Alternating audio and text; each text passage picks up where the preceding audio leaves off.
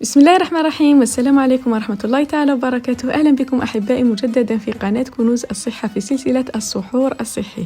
اليوم أقدم لكم وصفة سريعة مشبعة ولذيذة، توست التونة بخلطة الجبن الطبيعي، مميزة باستخدام تونة معلبة بزيت الزيتون وتوست محمص في الزبدة ليمنحكم طاقة وطعم لا يقاوم. لنبدأ مباشرة في تحضير الوصفة.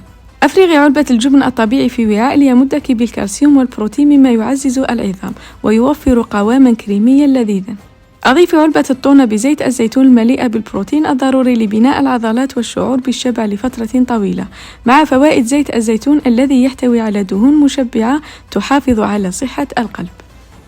أضيفي كمية من البصل المفروم الذي يحفز الهضم ويعزز المناعة، ثم ملعقة كبيرة من الخيار المصبر المفروم لإضافة قوام مقرمش ونكهة منعشة تساعد في الترطيب خلال الصيام. رشي رشة خفيفة من ملح الهيمالايا الذي يحتوي على معادن مهمة تساعد في توازن السوائل بالجسم. أخلطي جميع المكونات جيدا حتى تتجانس وتصبح جاهزة للدهن. حذري شرائح التوست عن طريق تحميصها بالقليل من الزبدة أو مسحها بزيت الزيتون قبل تحميصها لتصبح مقرمشة ولذيذة.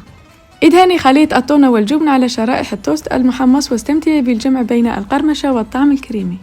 لإضافة لمسة جمالية ونكهة إضافية زيني الوصفة بالقليل من البصل المقطع الرقيق مع رشة من السماق، فالسماق يضيف نكهة حامضية مميزة وغنية بالمضادات الأكسدة التي تساعد في تحسين الهضم وتعزيز الطعم عامة. وهكذا أصبحت لدينا توست التونة بخلطة الجبن الطبيعي مع لمسة من البصل والسماق، وجبة سحور مغذية متوازنة ومفعمة بالطاقة الإيجابية. جربيها الليلة واستمتعي بكل لقمة، ولا تنسي مشاركتنا تجربتك في التعليقات. تابعينا للمزيد من وصفات السحور الصحي التي تشعل يومك بالطاقة والنشاط. لتحضير الخليط مسبقا احتفظي به في علبة محكمة في الثلاجة وادهني به التوست الطازج عند السحور. يمكنك إضافة بعض الأعشاب مثل الزعتر أو الأوريغانو للمزيد من النكهة. قدمي الوجبة مع كوب من الشاي الأخضر أو الماء الدافئ للحفاظ على الترطيب. استمتعوا بسحور صحي وشهي، ولا تنسوا الإعجاب بالفيديو والاشتراك في القناة وتفعيل زر الجرس ليصلكم كل جديد من وصفاتنا الصحية. صيام مقبول ومليء بالطاقة. سلام.